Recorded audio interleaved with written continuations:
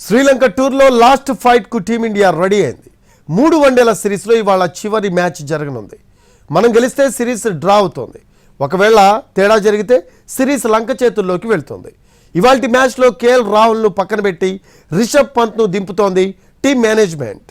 శ్రీలంకతో 3 వన్డేల సిరీస్లో కొలంబో వేదికగా ఇవాళ చివరి మ్యాచ్ జరగనుంది. ఈ సిరీస్లో తొలి మ్యాచ్ టై అయింది. రెండో వన్డేలో శ్రీలంక 32 పరుగుల తేడాతో టీమిండియాను ఓడించి 1-0తో ఆధిక్యంలోకి వెళ్ళింది. దీంతో ఇవాళ జరిగే చివరి వన్డే రెండు జట్లకు కీలకంగా మారింది. ఎలాగైనా లాస్ట్ వన్డేలో విజయం సాధించి సిరీస్ను సమం చేయాలని టీమిండియా భావిస్తుంటే ఈ మ్యాచ్లో గెలిచి వన్డే సిరీస్ అయినా కైవసం చేసుకోవాలని శ్రీలంక ఉవ్విళ్లూరుతోంది. టీమిండియా తప్పిదాలపై ఫోకస్ చేస్తోంది. బ్యాటింగ్ వైఫల్యం వల్లే 2 మ్యాచ్ల్లో టీమిండియా గెలవలేకపోయింది. మిడిల్ ఆర్డర్ బ్యాటర్లు ఘోరంగా విఫలమయ్యారు.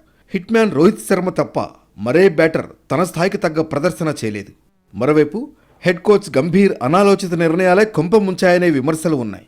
లెఫ్ట్ రైట్ కాంబినేషన్ కోసం బ్యాటింగ్ ఆర్డర్లో చేసిన మార్పులు దెబ్బతీశాయనే వాదన ఉంది. దీంతో మిడిల్ ఆర్డర్ను బలోపేతం చేయడంపై గంభీర్ దృష్టి పెట్టాడు. టీంలో మార్పులు చేర్పులు చేశాడు.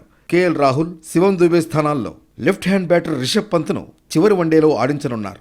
పంత్తో పాటు స్పిన్ వేయగలిగిన రియాన్ పరాగ్ను టీంలోకి తీసుకుంటున్నారు. మరి ఈ మార్పులు చేర్పులు కలిసొస్తాయా? టీమిండియా ఆటగాళ్లు ఇప్పటికైనా కుదురుగా ఆడతారా లేదా అన్నది చూడాలి.